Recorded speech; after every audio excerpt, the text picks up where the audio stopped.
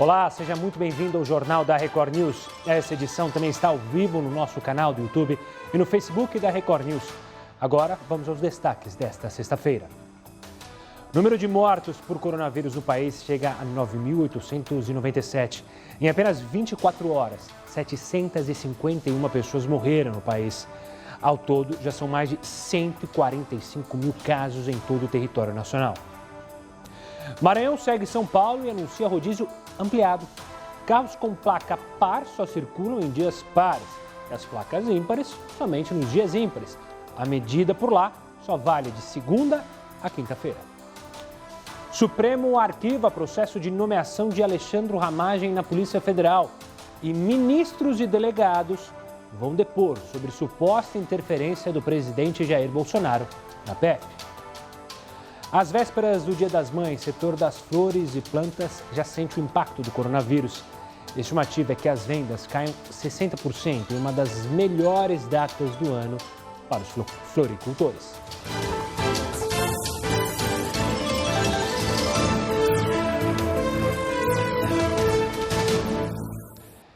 E olha só, com o crescimento de casos de coronavírus nas últimas semanas, a taxa de ocupação dos leitos de UTI dos 5 estados que concentram o maior número de casos do coronavírus no Brasil é crítica. São Paulo, Rio de Janeiro, Ceará, Pernambuco e Amazonas podem rapidamente chegar ao limite máximo da capacidade de atendimento. Mas um recurso tem auxiliado o sistema público de saúde desses estados, os hospitais de campanha. A ocupação de leitos de UTI nos hospitais das cidades mais afetadas pelo coronavírus estão se aproximando da capacidade máxima. Mas essa situação não é surpresa para a administração pública. Por isso, desde a detecção dos primeiros casos da doença no Brasil, prefeitos e governadores começaram a se movimentar para a construção de hospitais de campanha. Em São Paulo, por exemplo, o estádio do Pacaembu, o complexo do Anhembi e o complexo esportivo do Ibirapuera foram usados para a construção de hospitais que estão atendendo pacientes de baixa e média complexidade. O prefeito Bruno Covas afirmou nesta sexta-feira que esses hospitais foram vitais para evitar um colapso no sistema público de saúde do estado. As 3 unidades temporárias atenderam mais de 2.000 pessoas. Mas nem todos os estados fizeram o mesmo caminho até a construção dos hospitais de campanha. Manaus, por exemplo, teve seu primeiro hospital de campanha apenas quando o Hospital Delfina Aziz, unidade de referência para o coronavírus, chegou à sua capacidade máxima. O estado recebeu ajuda do governo federal para a construção e o envio de equipamentos e profissionais. Já no Rio de Janeiro, onde a situação do sistema público de saúde já estava complicada antes mesmo da chegada do coronavírus no Brasil, tem sido usada uma estratégia diferente. O governo e a prefeitura, assim como em outros estados, reativaram hospitais e construíram alguns de campanha. Mas há no Rio de Janeiro hospitais construídos pela iniciativa privada. No final de abril, foi inaugurado no Leblon um hospital de campanha que, apesar de construído e administrado pela iniciativa privada, atende pacientes vindos pelo SUS dos hospitais que já não têm vaga. Segunda-feira, uma nova unidade de hospital campanha feito nesse sistema será inaugurado no Parque Olímpico. Serão mais 200 leitos, equipamentos para exames de imagem e análises clínicas para auxiliarem no combate ao coronavírus. E o ministro do Supremo, Alexandre de Moraes, arquivou o processo de nomeação de Alexandre Ramagem na Polícia Federal. Moraes rejeitou o pedido de reconsideração feito pela Advocacia Geral da União, que tentava reverter a decisão que impediu a posse de Ramagem. Naquela sentença, o ministro disse ver indícios de desvio de finalidade na indicação do delegado para o posto máximo da PF. E por falar na suposta tentativa de interferência do presidente Jair Bolsonaro nas investigações da PF, 3 ministros do governo, 6 delegados e uma deputada federal serão ouvidos na próxima semana pela Polícia Federal em depoimentos relacionados ao inquérito. O depoimento do delegado Alexandre Ramagem está previsto para a próxima terça-feira. E bom, por falar no novo rodízio em São Paulo, muita gente se manifestou depois que a medida foi anunciada. Você, o que você achou? A dúvida que fica agora é se isso mesmo vai funcionar. A gente vai falar mais sobre isso no próximo bloco, vamos analisar. Mas, claro, sinta-se à vontade para participar nas nossas redes sociais. Eu te espero na nossa primeira live.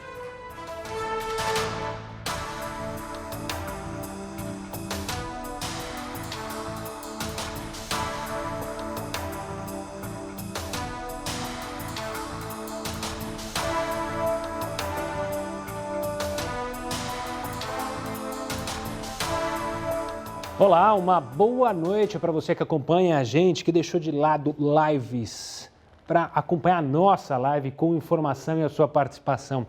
O Alexandre de São Paulo diz assim, o rodízio devia valer tanto... antes de eu fazer a pergunta, que a gente não fez. A pergunta é, além da cidade de São Paulo, estado do Maranhão também anunciou que vai fazer um rodízio por placas. Mas por lá, só vai valer de segunda a quinta-feira.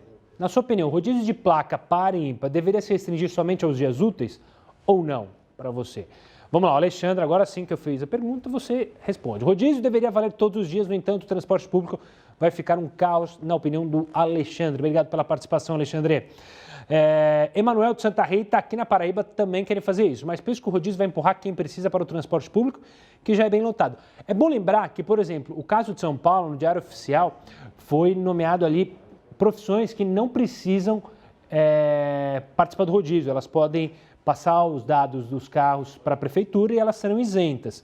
Então, de certa forma, tira esse pessoal que poderia usar o ônibus para continuar usando o carro. Valeu, Emanuel. Marcos, do Rio de Janeiro, diz, eles estão desesperados e ficam inventando tudo, mas acho que, já que querem fazer restrições por placas, tem que ser todos os dias sem meio termo. Valeu, Marcos. Obrigado pela participação. Laudelino, de Belém do Pará, que está com uma situação terrível envolvendo a Covid-19. Acho que deveriam valer para todos os dias da semana. Obrigado pela participação, Laudelino. Célio de Cotia, aqui em São Paulo, diz o seguinte, esse negócio de rodízio não adianta nada. Deveriam mudar os horários de funcionamento de algumas atividades para não ter picos e congestionamentos. Está aí a opinião do Célio. Obrigado, Célio. Alberto, de São Paulo, capital, acho que o rodízio deve ser somente de segunda a quinta-feira. Caso que foi feito, por exemplo, no Maranhão, como a gente mostrou. Eu tenho quanto tempo, meu povo da Record News? A gente tem 30 segundos, eu preciso pegar aqui a participação. Temos um minuto, então dá tempo. Para eu pegar a participação de vocês nas outras redes, se a minha internet funcionar. Mas enquanto ela não funciona, eu vou lembrando a vocês, para participar do jornal, muito simples, você pode participar tanto pelo Facebook quanto pelo YouTube. Aliás, o YouTube está próximo de chegar à marca de 1 milhão lá no nosso canal youtube.com/Record News. E claro, você fica bem informado por lá. Agora que funcionou. Então, você que está na live, pode mandar participação. E no Twitter também, #JRNews. E aí comenta todos os assuntos do jornal, não precisa se restringir à nossa pergunta do dia, tá certo? Na volta tem a participação do Heródoto.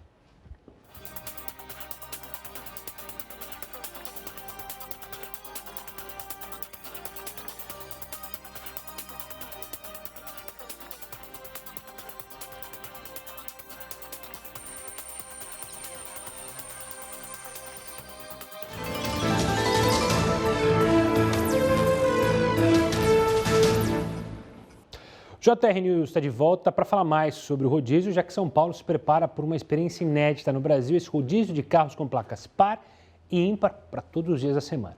Quem vai falar mais sobre isso é o Heródoto Barbeiro. Heródoto, uma boa noite. Eu sei bem que você não costuma usar carro, você pode perguntar para o pessoal que acompanha aqui na Record News, muitas vezes vem de metrô, usa o transporte público, mas fala mais sobre essa experiência. Como você analisa essa experiência do rodízio aqui, que vai valer a partir de segunda-feira em São Paulo? E uma boa noite. Olá. Ô, Gustavo, como você sabe, eu sou um cara que usa transporte público em São Paulo. Eu não tenho carro. Então, ou eu ando a pé, ou eu ando de metrô, ou eu ando de trem, ou eu ando de ônibus, ou de vez em quando eu pego um aplicativo. Então, o que eu fiz hoje? Com o anúncio, então, desse rodízio pesado de 24 horas em São Paulo, eu dei uma voltinha por aí para saber o seguinte, qual era a opinião das pessoas. Saí aí pela rua. E olha, o pessoal que eu achei mais bravo aqui são os motoristas de aplicativos. Por que razão? Porque eles dizem, olha, a gente está trabalhando com aplicativo porque a gente está sem emprego. E a gente estava tentando se virar, segurar alguma coisa no aplicativo. Agora, como o aplicativo também vai estar submetido a placa par, um dia par, e placa ímpar, um dia ímpar, nós simplesmente não vamos conseguir viver. Então, essa foi a maior reação que eu ouvi conversando aí com as pessoas na rua. O pessoal do aplicativo está desesperado. Quem mais? Os profissionais, de uma maneira geral. O pessoal que trabalha no hospital, etc., dizendo também que vão ter dificuldade para chegar lá. Vendedores, de uma forma geral. Cobradores, etc. Também, olha, a gente não vai conseguir chegar lá. E também os chamados profissionais liberais também estão bastante preocupados com isso. Agora, queria lembrar o seguinte, Gustavo. Já há muito tempo em São Paulo a gente tem rodízio, só que o nosso rodízio era de manhã e de tarde, agora vai ser um rodízio de 24 horas. E isso, logicamente, vai mudar a vida da cidade. Vai fazer com que muita gente descubra o transporte público. Muita gente diz, não, eu não pego o transporte público porque não é bom. Eu ando de transporte público e posso dizer o seguinte, não é ruim. É lógico que não é o grande transporte público de outro estado do mundo, mas é bom. Então, eu acho que vai ser uma oportunidade para as pessoas que realmente precisarem sair segunda, terça e quarta, deixar o carro em casa, pegar o transporte público e ir trabalhar no transporte público. Ou então vai a pé. Nós não estamos acostumados a andar a pé, porque esta cidade de São Paulo, ela foi construída para carro, ela não foi construída para a pessoa que anda a pé. Estou falando isso porque os sinaleiros são para carro, porque as calçadas são tudo quebradas, enfim. Ela foi construída, as avenidas derrubaram tudo quanto é jardim para botar carro, e aí não tem lugar para você andar a pé. Então, quem sabe agora, não estou entrando no mérito aí da questão do coronavírus, que isso é uma questão técnica, a gente começa a encontrar a cidade andando um pouco mais a pé pela cidade e podendo participar um pouco mais da sua vida, do seu cotidiano.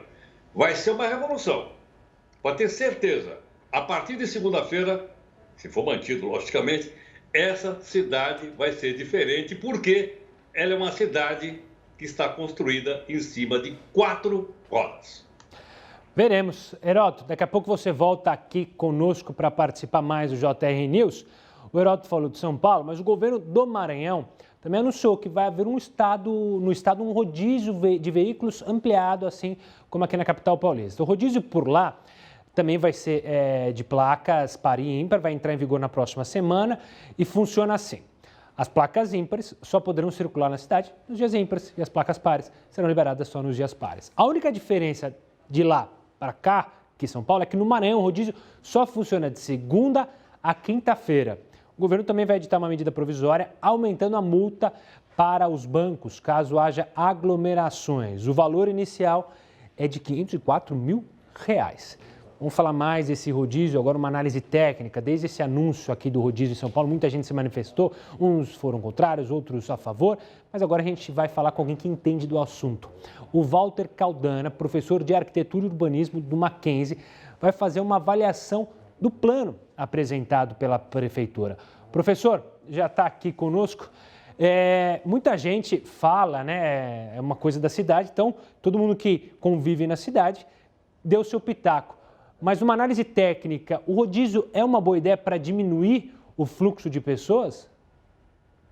Olha, veja, boa noite, obrigado pelo convite. Nós estamos diante de vários dilemas hoje, não é? E um deles foi essa abordagem que a Prefeitura acabou dando.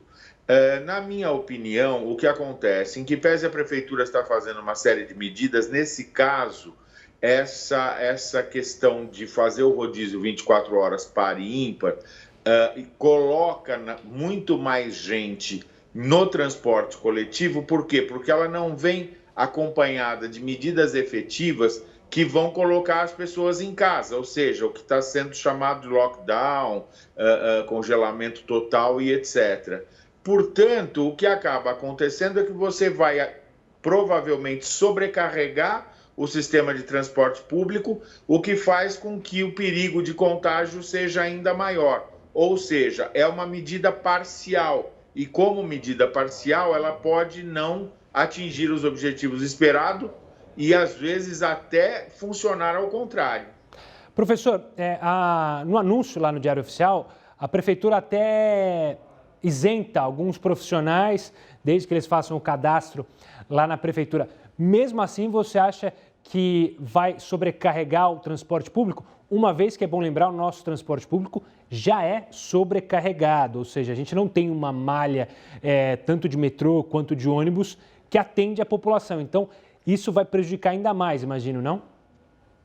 Na verdade, o que a gente tem assistido? Que as medidas que funcionam são as medidas sistêmicas, ou seja, que atacam várias frentes simultaneamente.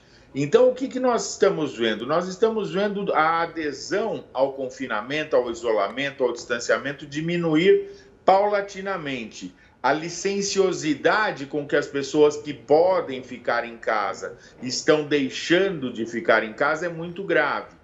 Porém, não se pode achar que na mobilidade nós vamos resolver este problema. Manter as pessoas que podem ficar em casa é uma outra questão que tem que ser atacada de frente. A questão da mobilidade é a seguinte: a própria segurança psicológica da população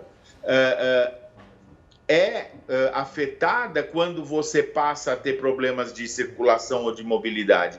Então, veja, não é neste assunto que nós vamos resolver o outro problema. O problema real é, hoje, quem pode ficar em casa está saindo mais do que devia. Quem deveria estar na rua é só quem tem necessidades de sobrevivência e quem tem serviços essenciais.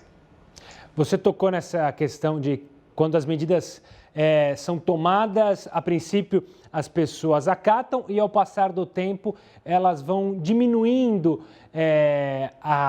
o respeito à restrição. Você acredita que a gente pode acontecer isso também? Ou seja, as pessoas darem um jeito, então vai usar o carro do amigo, do parente, vai dar-se algum jeito com o passar dos dias, é isso?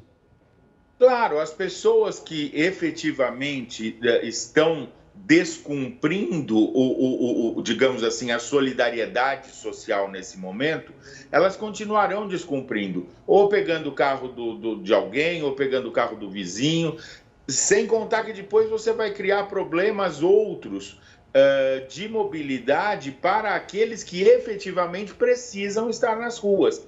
Então, veja, eu entendo claramente o esforço da prefeitura nesse momento, acho que todos nós temos que ser solidários, inclusive com o poder público, mas nesse caso especificamente, eu acho que o que nós precisamos hoje, urgentemente, é uma grande mobilização da sociedade em torno da gravidade do problema e no sentido de respeitar o distanciamento e o isolamento diretamente, ou seja, sem a criação desses subterfúgios parciais que podem, inclusive, agravar a situação. Professor, eu quero agradecer demais a sua participação, enriquecendo o debate sobre um assunto que, claro, que está na boca do povo e do paulistano. Obrigado, professor, e até uma próxima. E olha, além da cidade de São Paulo, o estado do Maranhão também anunciou que vai fazer esse rodízio de placas e a gente quer saber a sua opinião. Lá vai valer de segunda a quinta-feira. Na sua opinião, o rodízio de placa deveria se restringir somente aos dias úteis? Participe conosco nas nossas redes sociais. Eu quero te lembrar que todo o nosso conteúdo que você vê na tela da sua TV também está na internet, na nossa página do YouTube, youtube.com/recordnews. A gente está chegando a quase 1 milhão de seguidores, graças a você que acompanha e que prestigia o nosso trabalho. Agora a gente fala da Bahia, porque na Bahia uma onda de furtos está preocupando os donos de estabelecimentos fechados por causa da pandemia. Veja só. A pousada, em frente ao Farol da Barra, ponto turístico da capital baiana, já foi invadida 3 vezes. Os ladrões levaram aparelhos de televisão e computadores. É rotineiro, entendeu? Agora, para mim, agora tá até pior. Neste hotel, no centro, o assaltante entrou pelo telhado e fugiu com 2 motores de geladeira. Lá dentro, tudo ficou revirado. Na periferia, a invasão na clínica foi de madrugada. O criminoso esvaziou o freezer, levou eletrodomésticos e equipamentos usados no tratamento dos pacientes. Prejuízo de R$6 mil. Nós somos trabalhadores, como todos são, e cada bem que é furtado, que é roubado da nossa empresa, é um prejuízo enorme. O comércio não sabe mais o que fazer.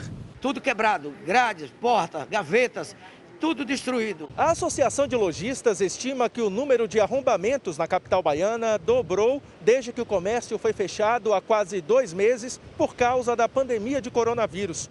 A Polícia Militar não confirma o aumento, mas garante que o comando de operações está nas ruas para conter a onda de invasões e pede que os próprios comerciantes também tentem se proteger, reforçando os sistemas de segurança. Uma preocupação a mais para quem já atravessa um período de tantas dificuldades. A bandidagem continua na rua, fazendo o que quer, a hora que quer, numa audácia incrível, sem medo de nada nem ninguém. E o deputado federal Aécio Neves foi indiciado por superfaturar as obras de construção da cidade administrativa de Minas Gerais. A cidade administrativa Presidente Tancredo Neves completou 10 anos em 2020. O complexo de edifícios é assinado por nada mais, nada menos do que o arquiteto Oscar Niemeyer. As obras iriam custar inicialmente 500 milhões de reais. O contrato, no entanto, foi de 949 milhões. Mas a conta final passou de 2 bilhões. Sim, 2 bilhões. Você não ouviu errado. A Polícia Federal acredita que a licitação foi desenhada para que um grupo de empreiteiras vencesse o processo. Além disso, a PF vê indícios de contratações fictícias, ou seja, serviços que nunca foram prestados. O prejuízo aos cofres públicos, segundo a investigação, ultrapassou os 700 milhões de reais. Sede do Executivo Estadual, a cidade administrativa ganhava uma importância distinta conforme a gestão. Durante os governos tucanos, o local era visto como uma fortaleza, que não só unia todo o setor público, mas também enxugava os gastos ao unificá-lo. Já na gestão petista, esse cenário mudou. No final do mandato, Fernando Pimentel despachava do Palácio da Liberdade, antiga sede do governo estadual. Desde que assumiu, o governador tentava diminuir o peso do complexo. Houve até uma tentativa de dar um novo destino a ele, mas isso não saiu do papel. No ano passado, Romeu Zema, do Partido Novo, assumiu o lugar de Pimentel. O novo governador decidiu despachar da cidade administrativa, mas implementou uma série de medidas para amenizar os custos gerados pelos prédios. Elevadores desativados, presos do regime semiaberto trabalhando nos jardins e mudança da residência oficial do chefe do executivo para as proximidades da sede estão entre as mudanças. As novidades surtiram efeito, gerando uma economia de 13 milhões de reais aos cofres públicos.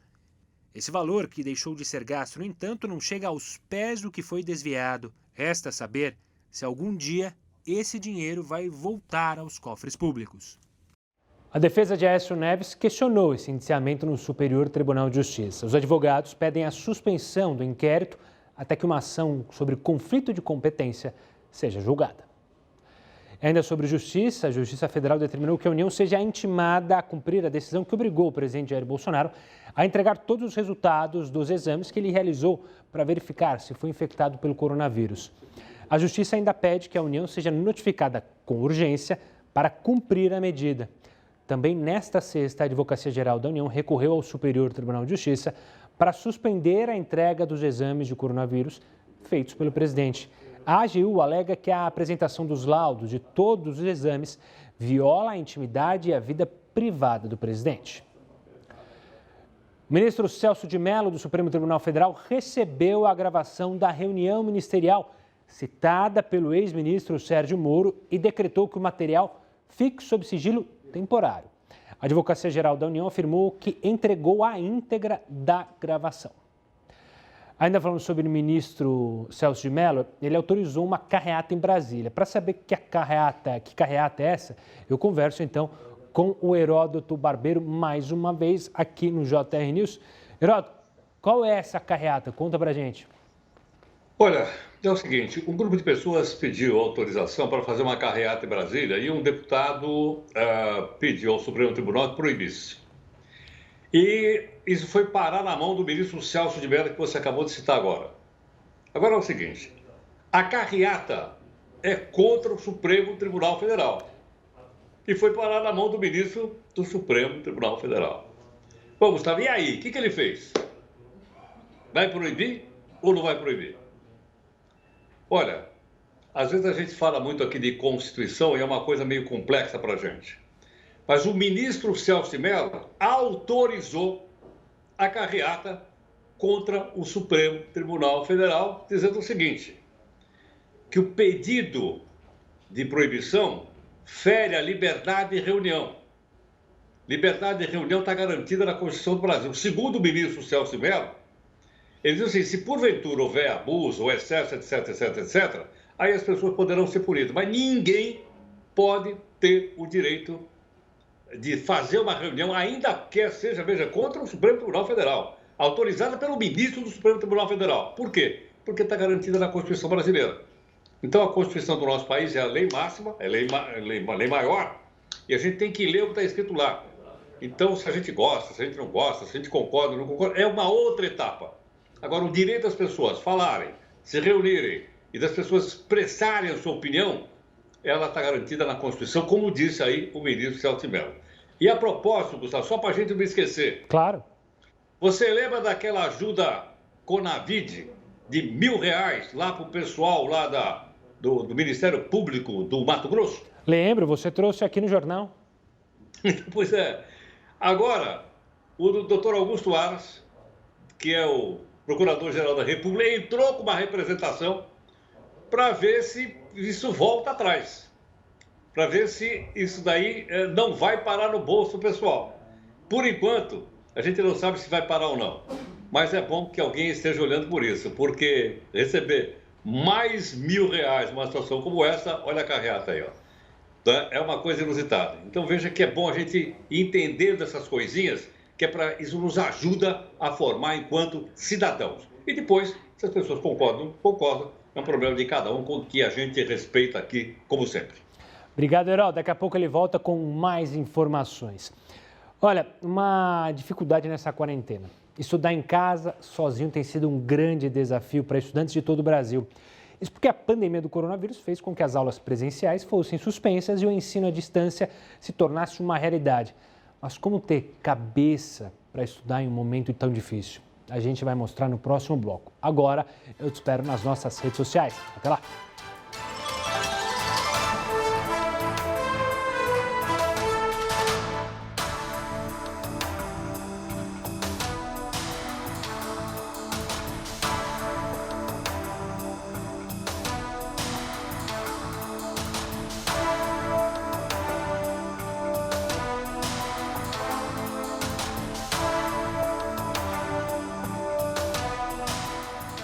Estamos de volta com a sua participação, já vamos para a tela, a gente está perguntando de novo do rodízio, a Aparecida que é de São Paulo diz, o rodízio deveria ser como sempre foi, não adianta fazer algo tão rigoroso e lotar o transporte público. A gente fez uma entrevista há pouco que o professor de arquitetura da Universidade Mackenzie citava isso. Obrigado, Aparecida.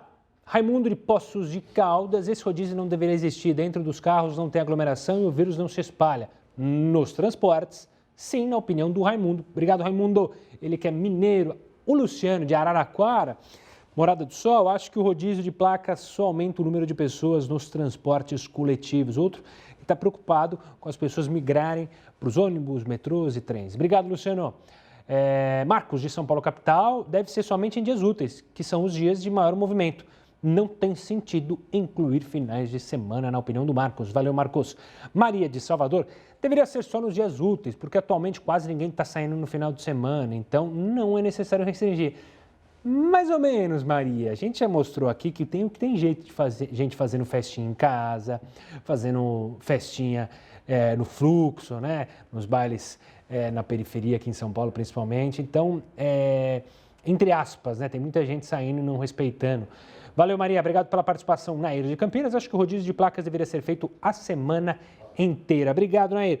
Eu vou dar uma olhada para a galera do Face. O Carlos Cordeiro só mandou um macaquinho irritado. Imagino que seja com a questão do rodízio, porque a gente estava falando sobre isso, né? A Jaqueline disse que acha que o rodízio vai trazer mais transtornos para o cidadão. Ela disse que ama esse jornal. Obrigado, Jaqueline. A gente faz com muito amor. Arlete dando uma boa noite. O Léo Melo também dando uma boa noite, um ótimo final de semana. Euzi Vasconcelos, Luioli Laion, Toninha da Silva falando do rodízio, que deveria excluir, ser como já é, excluir carros de aplicativo. Quem trabalha à noite corre o risco de ser multado na volta, pois de trabalhar no transporte público seria suicídio. O Ronaldo criticando aqui, imagino que seja o presidente, ele falando mal.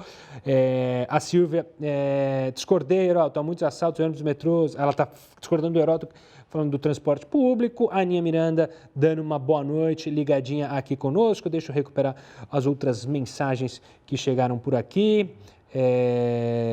Peraí. Tem um minutinho ainda. Malheiros fazendo críticas aos políticos brasileiros sobre auxílio de R$1.000, fazendo um texto bem grande. Obrigado pela participação, Malheiros. Valdemir está reclamando aqui com a gente sobre o sinal. Ó, vou passar a reclamação aqui. Pode deixar, Valmir. Emília dando boa noite. Marco Antônio, uma boa noite a todo mundo que acompanha. José Rafael, Jefferson, Fernanda Cunha, a todos que acompanham a gente. Obrigado por estar conosco. Agora em 30 segundos, não, menos isso, 10 segundos a gente está de volta na tela da sua TV.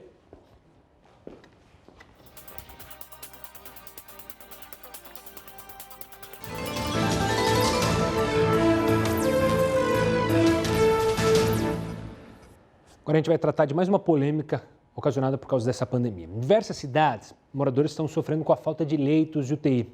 Por isso eu converso agora com a Mercedes da Silva Nunes, advogada especialista em direito médico e sócia do escritório Silva Nunes Advogados. Ela vai explicar para a gente exatamente a possibilidade de hospitais particulares serem usados pelo poder público.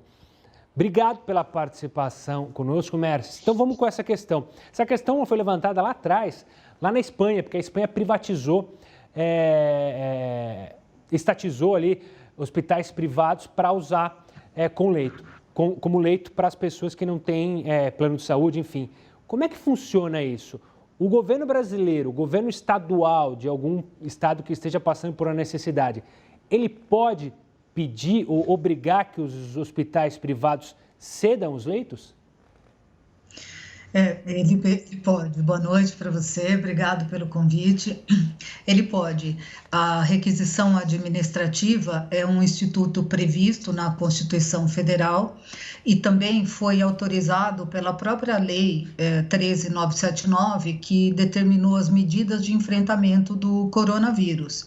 E aqui em São Paulo, nós também temos a lei, agora recentemente, uma legislação que autoriza o uso e a requisição de leitos de UTI de hospitais privados, porque o SUS não tem condição de atender todos os pacientes. Para você ter uma ideia, o Brasil tem como um todo 55 mil leitos de UTI e o SUS ocupa 50% disso para atender 3/4 da população brasileira. O restante desses leitos todos, é atendido para 1/4 da população pelos planos de saúde. Então, os hospitais públicos estão saturados praticamente e não tem como atender toda essa população. Então, é necessário que o governo estadual e municipal entre em contato e faça um acerto com os hospitais particulares. Mas se este acerto não for possível, a medida necessária vai ser a requisição mesmo administrativa desses leitos. E doutora, como funciona? Vamos nessas duas possibilidades. O acerto, aí funcionaria como? O governo pagaria por usar estes leitos de UTI e caso um hospital privado se recusar, falar, não, o meu leito eu não vou ceder. Aí o governo entra com uma medida judicial? Como é que funciona?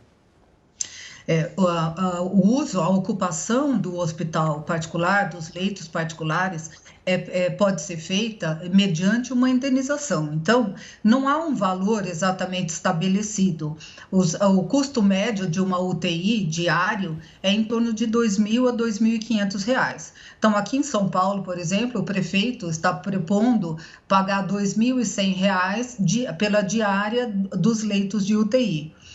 Se houver o acordo, que é o melhor cenário para todo mundo, esse acordo permite que os pacientes do SUS ocupem esses leitos particulares, naturalmente e custeados pelo poder público. Se não houver, não precisa necessariamente essa medida judicial, só se houver efetivamente uma recusa do hospital. Não acredito que isso aconteça. São Paulo tem 247 hospitais, em torno de 100 e poucos hospitais, 147 cuidam de administram mais ou menos 4.000 leitos de UTI. Isso é bastante. Então, se o poder público não tiver uma possibilidade de acordo, a medida vai ser, sim, a requisição e, se for necessário, por meio de ordem judicial. Mas isso é um extremo. Uhum. É mais provável que se estabeleça um consenso para que haja esta remuneração. Se, por um acaso, tiver que ser implementada a requisição administrativa, Este valor desta diária vai ser fixado posteriormente, porque a ocupação é uma ocupação temporária, é diferente de uma desapropriação em que a perda é permanente. Neste caso, a ocupação é temporária e aí o poder público vai indenizar o hospital pelo uso desses leitos particulares pelo tempo que foi necessário. Doutora, eu quero agradecer demais a sua participação e sua explicação didática simples para as pessoas em casa entenderem. Um forte abraço e até uma próxima. Lembrando que essa entrevista também estará no YouTube e eu quero, claro, saber a sua opinião sobre esse assunto. Participe pelas redes sociais, tanto no Facebook quanto pelo Twitter. No Twitter eu lembro para usar a hashtag JRNews. Deixando de lado um pouco aqui o Brasil, a gente vai até o Equador, porque a prefeita de Guayaquil, capital econômica do país, afirma que 1/3 dos 2.700.000 habitantes da cidade contraíram o coronavírus. O Equador é um dos países mais afetados da América Latina. Rapidamente, o sistema de saúde e o sistema funerário entraram em colapso e imagens de corpos de caixões pelas ruas viralizaram em todo o mundo. Segundo especialistas, a taxa de subnotificação de casos do país é alta e as autoridades se preocupam que haja uma segunda fase de contaminação. Oficialmente, a cidade tem 8.900 casos confirmados. E olha, o Procon de São Paulo estabeleceu novas diretrizes para a cobrança de mensalidades de escolas de ensino infantil, fundamental e médio. Informação importante para você que está preocupado em como pagar. As instituições devem oferecer desconto nas mensalidades e esse valor pode ser proposto pela própria escola. Além disso, desde o mês de abril, devem ser suspensas imediatamente as cobranças de qualquer valor complementar ao da mensalidade escolar, como alimentação, atividades extracurriculares e serviço de transporte oferecido pela instituição de ensino, entre outros. Caso esses valores já tenham sido pagos no referido período, devem ser descontados nas próximas mensalidades. Por falar em estudo, como é que tem sido estudar em casa, sozinho? Para você tem sido um grande desafio para o seu filho, para os estudantes de todo o Brasil? É um desafio enorme. Isso porque a pandemia de coronavírus fez com que as aulas presenciais fossem suspensas e aí o ensino à distância se tornou uma realidade na casa das pessoas. Só que apesar desse cenário, as datas dos principais vestibulares do país e do próprio Enem continuam inalteradas. Então a gente separou algumas dicas que podem ajudar você ou o seu filho nesse momento. A primeira dica é estabelecer uma rotina de estudos. O momento é difícil, mas é importante que o aluno mantenha esse compromisso. O ideal é que os estudos aconteçam sempre no mesmo horário. Para facilitar o dia a dia, também é importante manter o material a ser utilizado, organizado e acessível. A segunda dica é definir um local de estudos. A melhor opção é tentar escolher um lugar da casa em que a chance de distrações seja a menor possível. Um ambiente iluminado e silencioso pode ajudar na hora de se concentrar. A terceira dica é fazer grupos de estudos online. Isso porque a troca e o debate com outros estudantes ajuda a enriquecer o aprendizado. Vale organizar uma conversa por videochamada ou até mesmo fazer grupos em aplicativos de mensagens. A quarta dica é pedir ajuda. Não é fácil se adaptar a essa nova rotina para quem passou a vida inteira frequentando o ensino presencial, não é mesmo? Portanto, vale pedir ajuda a professores, coordenadores ou instituições. Muitas delas estão se organizando com um time de apoio aos estudantes. A quinta e última dica é ampliar o repertório cultural. Por que não aproveitar esse período para ler e assistir filmes e documentários que possam ajudar a fixar o conteúdo? A internet disponibiliza uma infinidade de obras que podem aumentar o conhecimento. É hora de tirar a poeira daquele livro que estava na estante e separar um dia para assistir aquele filme que pode ensinar sobre acontecimentos históricos ou questões políticas, econômicas e sociais.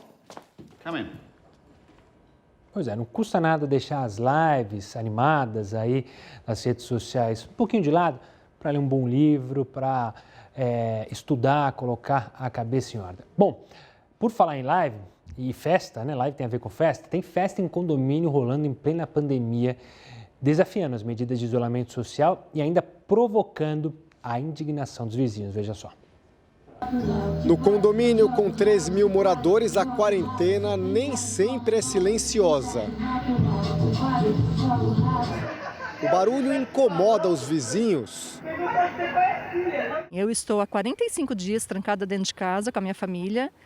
Tem 2 meses que eu não vejo minha mãe. Não é certo, né? Por mais que a gente faça todas as medidas de segurança do condomínio, uma pessoa pode estragar tudo isso e pôr tudo a perder. A situação se repete em vários prédios. Os espaços comuns estão lacrados. Ninguém tem autorização para usar o parquinho, a piscina, a churrasqueira, a quadra. O problema é o que acontece dentro dos apartamentos. Alguns condôminos resolvem fazer festas e reuniões com muitos amigos. Isso tem provocado confusão entre os vizinhos e dor de cabeça para os síndicos. Rafael administra 30 condomínios e desde o início do isolamento social, as reclamações sobre barulhos triplicaram e as multas aplicadas cresceram 25%. O problema está sendo, sim, madrugada adentro. Nesses casos que são reincidentes, a gente já logo coloca uma multa em tempo real. Isto é, nós temos um bloquinho de multas, o qual a gente já apresenta para o morador no mesmo momento. Nesse prédio, o morador instalou até iluminação na varanda para receber os amigos. No outro dia, existem pessoas que fazem home office, existem crianças que hoje estão tendo que ter aula via internet, alguma coisa assim. Um levantamento de uma empresa de gestão de condomínios mostra que moradores de prédios em São Paulo relaxaram. O número de visitantes aumentou 64%, comparando as primeiras semanas de isolamento social com as últimas. A gente tem que seguir as diretrizes governamentais e municipais. Na cidade de São Paulo, a gente está sofrendo um processo de isolamento, existe restrição à aglomeração de pessoas e não me parece razoável permitir que esta aglomeração aconteça ainda aqui dentro da unidade. E olha, nesta sexta-feira, Fortaleza começou a colocar em prática o chamado lockdown, com medidas restritivas de tráfego e circulação de pessoas como forma de conter o avanço do coronavírus.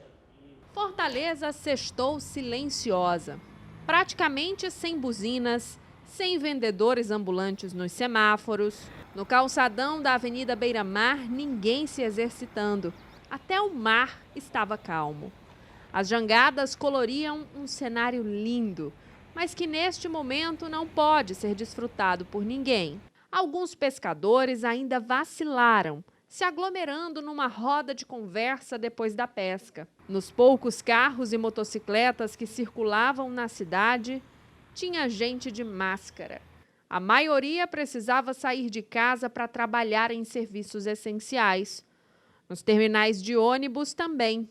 Sem máscara, não era permitido o embarque nos coletivos. O centro de Fortaleza já está acostumado com as lojas fechadas. Essa é uma realidade por aqui desde o dia 19 de março, quando começaram a valer as medidas do isolamento social.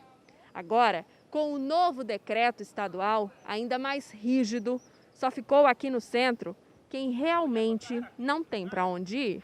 Nas principais vias de entrada e saída da capital, foram montadas barreiras como esta na CE 025, em Aquiraz. Segundo o secretário da Segurança Pública, neste primeiro dia de regras mais severas, muita gente ainda estava sem a declaração de trabalho e sem o comprovante de endereço, que são essenciais para quem precisa sair de casa neste momento. E no Amazonas, que está perto de entrar em um colapso na saúde, o governo comprou respiradores pouco eficientes numa loja de vinhos. Eu não li errado, é numa loja de vinhos, veja só.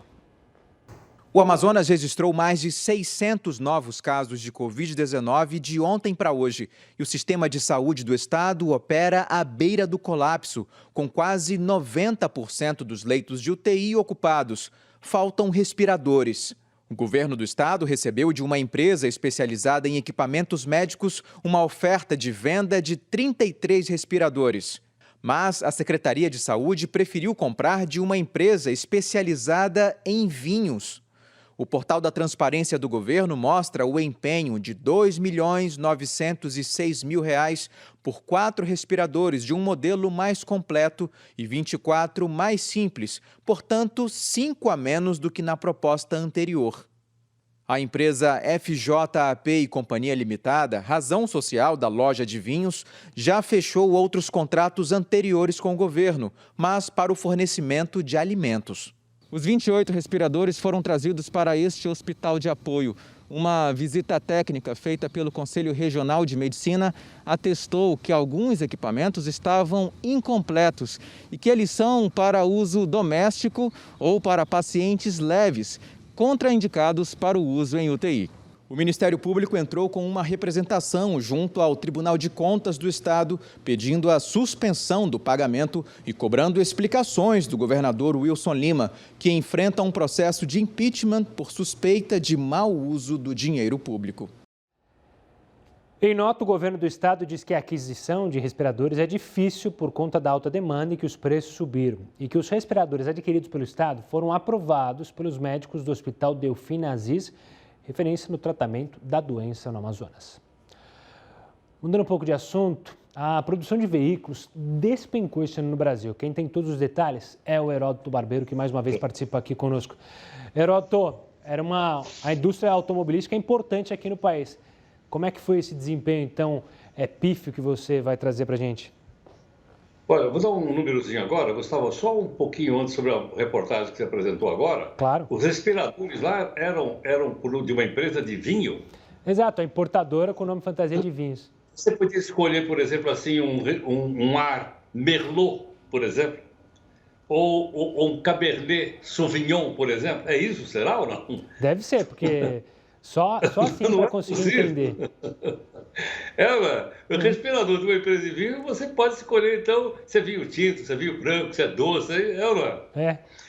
Gustavo, tem o seguinte, logicamente a gente tem procurado aqui também as notícias para a gente levantar um pouco o nosso ânimo aí.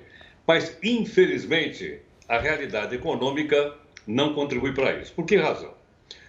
Marca o seguinte, o mês de abril vai ser lembrado na economia brasileira como o mês de outubro é lembrado para a economia americana. Bom, o que é que aconteceu no mês de outubro nos Estados Unidos? No mês de outubro do ano de 1929, houve a quebra da Bolsa de Valores de Nova York e o país simplesmente entrou numa recessão violenta. 1929 lá. E aqui? Aqui é o mês de abril. Por que razão? Porque no mês de abril, com as atividades econômicas completamente desativadas, os números são extremamente ruins. A gente está mostrando aí o pessoal, por exemplo, que fabrica carro. O pessoal lá das concessionárias diz o seguinte, de cada 10, 3 vão quebrar. E mais, eles estão dizendo o seguinte, as vendas no mês de abril, olha o desastre, as vendas caíram 99%. Olha, mas 99%, não venderam nada. Aí, segundo a Anfávia, que é o pessoal que fabrica carro, dizendo o seguinte, que isso aqui era só comparável a 1957. Aí eu pensei aqui, meu modelo, que diabo aconteceu em 1957? E, logicamente, eu fui lá recorrer ao Dr. Google.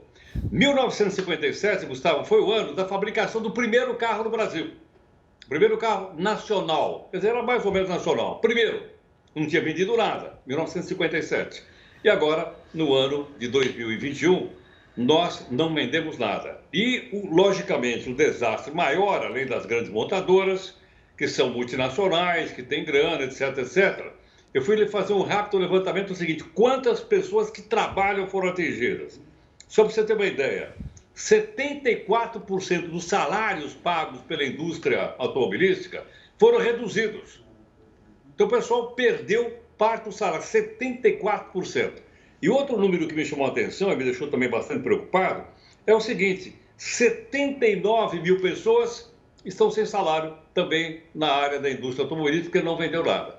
É verdade que uma outra começou agora no mês de maio retomar uma produçãozinha, etc. Mas olha, o mês de abril para nós, vou repetir mais uma vez, vai significar para a economia brasileira o que o mês de outubro significou para a economia americana quando quebrou a Bolsa de Valores lá. Infelizmente, esse é o cenário do mês de abril. Vamos lá. Heródoto, obrigado pela participação e um ótimo final de semana. A gente se encontra na segunda-feira, combinado? Tchau, tchau. Olha, às vésperas do Dia das Mães, a gente falou do setor automotivo, o setor das flores e plantas está sentindo um impacto enorme por causa do coronavírus. A estimativa é que as vendas caiam 60%, justamente numa das melhores datas do ano para os floricultores. A gente vai falar sobre isso no próximo bloco. Agora, eu te espero em mais uma live.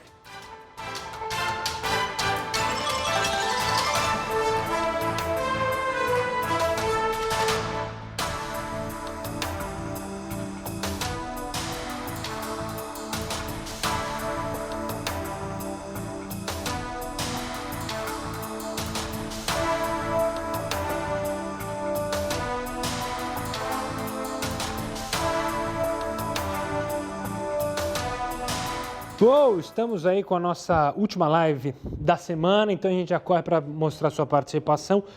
Paulo, de São Paulo, rodízio alternado só cria dificuldade para as pessoas viverem e não muda nada na pandemia. O carro é uma proteção contra a aglomeração, na opinião do Paulo. Obrigado pela participação, Paulo. Agora a gente fala com o Fábio, de Curitiba. A questão não é a forma do rodízio, mas como ficam as demais atitudes de suporte nos transportes e outras ações mais sustentáveis. O Fábio foi diretamente no ponto que a gente mencionou na conversa com o professor de arquitetura. Não adianta nada a gente atacar algo que não é diretamente o propagador da doença, né?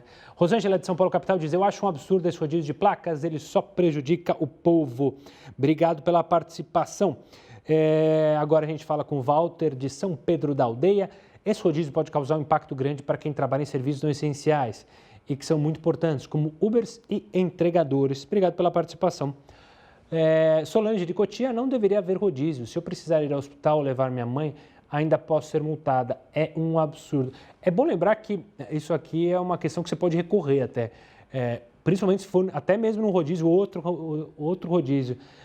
De acordo com o Código de Trânsito Brasileiro, numa questão de vida ou morte, que é o caso de um hospital, você pode recorrer e pedir o dinheiro de volta da multa. Moacir, de São Paulo, capital: acho que se for só nos dias úteis, não resolveria o problema. Obrigado pela participação, Moacir. Tem mais participação ainda aqui Essa foi a última, então vamos correr aqui para o Face. O Abraão Henrique dando boa noite, que ele está lá do Rio Grande do Norte, um forte abraço. Tsuguyo falando que o rodízio não vai dar certo, os ônibus vão ficar superlotados. A Arlete mandando uma boa noite. A Jaqueline, acho que é a Jaqueline Jali, que ela falou que ama o jornal, valeu. O James me elogiando, obrigado, James, pela participação e pelo elogio. Muito obrigado mesmo, James, um forte abraço, um ótimo final de semana para você também. O Léo está dando uma boa noite para a gente. Em 30 segundos a gente está de volta. Deixa eu ver aqui rapidamente. Olha, o João Cardoso dizendo que em Nova Friburgo os floristas perderam 100% das vendas.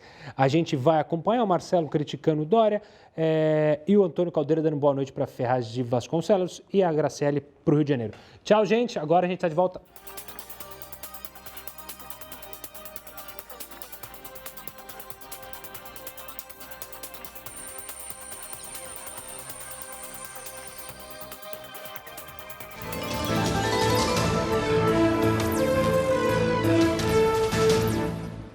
A gente falou mais cedo aqui mesmo no JR News sobre os exames do Bolsonaro, né? Pois então, o presidente do Superior Tribunal de Justiça, João Otávio Noronha, acaba de derrubar as decisões anteriores que obrigavam o presidente a entregar os resultados dos exames de coronavírus. Ele atendeu a um pedido da Advocacia Geral da União, que havia argumentado que não se podia afastar completamente o direito à intimidade e à privacidade do presidente, mesmo que ele seja um agente público.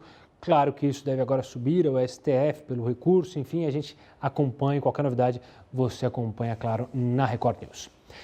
E olha, às vésperas do Dia das Mães, o setor das flores e plantas já sente o impacto direto do coronavírus. A estimativa é que as vendas caiam 60% em uma das melhores datas do ano para os floricultores. Para saber o que o setor tem feito para tentar contornar a situação, eu converso agora com o André Daniel, que é diretor executivo do Sindicato do Comércio Varejista de Flores Naturais do Estado do Rio de Janeiro. Olha, Daniel, André, obrigado pela participação aqui conosco. O número é alto, 60%, mas eu ainda assim me surpreende. Como que vocês conseguiram ainda ter esse 40% aí de vendas? O que o comércio tem feito para conseguir vender as flores? Boa noite, Gustavo. Bem, nós estamos, na verdade, com alguns setores, entendeu?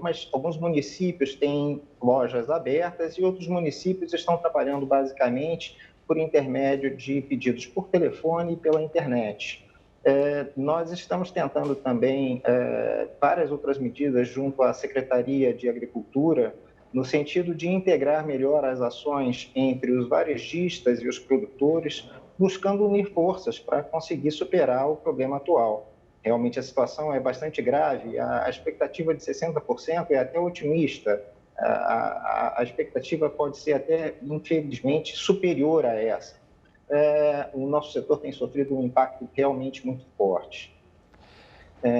Ter flores e plantas em casa, ainda mais no momento atual, tem se mostrado uma opção assim extremamente importante para você ter um espaço de bem-estar. E a gente está contando com isso, além do Dia das Mães, para que a gente possa conseguir impulsionar o varejo de flores, a venda de comércio de flores. Como você pode ver, a gente tem bastante flores aqui em casa e isso tem sido um diferencial assim, muito importante para a gente conseguir superar as dificuldades do isolamento, que têm sido realmente bastante tristes. Claro, conversar com as plantas é uma terapia, muitos dizem, né? Conversar com as plantinhas, regá-las, conversar. André, eu queria entrar num ponto, você falou sobre contato com a secretaria. Como é que tem sido com vocês, empresários do setor, a conversa com as administrações, tanto federal, a nível estadual, a nível municipal, para dar, se não uma ajuda, pelo menos diminuir os transtornos provocados pela crise no setor? Nós, na verdade, mantemos o contato com a Secretaria de Agricultura por intermédio da nossa federação, a FEComércio. E tanto a FEComércio, quanto o Simflores, quanto a Secretaria de Agricultura têm trabalhado de forma integrada para buscar soluções. A FEComércio e o Simflores, inclusive, desenvolveram uma campanha nas redes sociais, uma campanha de consumo e incentivando o consumo, com a equipe de vôlei do SESC. Nós também estamos trabalhando no sentido de transformar digitalmente as nossas empresas, ou seja, as floriculturas passarem a ter lojas online. Para isso, o nosso sindicato está fornecendo toda a infraestrutura necessária para que as lojas possam ter lojas online e ampliando a logística também, o apoio de logística, para que isso possa estar ocorrendo com sucesso. André, quero agradecer demais a sua participação e reforçar aí o que você disse, para justamente no Dia das Mães e até mesmo depois as pessoas presentearem com flores ou comprarem para elas mesmas e terem a casa como a do Daniel, do André Daniel. Obrigado pela participação. Até uma próxima. Sorte, Daniel. Obrigado. Bom, o Jornal da Record News fica por aqui, só que agora você acompanha o programa Coronavírus, o plantão apresentado pelo Eduardo Ribeiro. Uma ótima noite e um ótimo final de semana a todos. Tchau, tchau.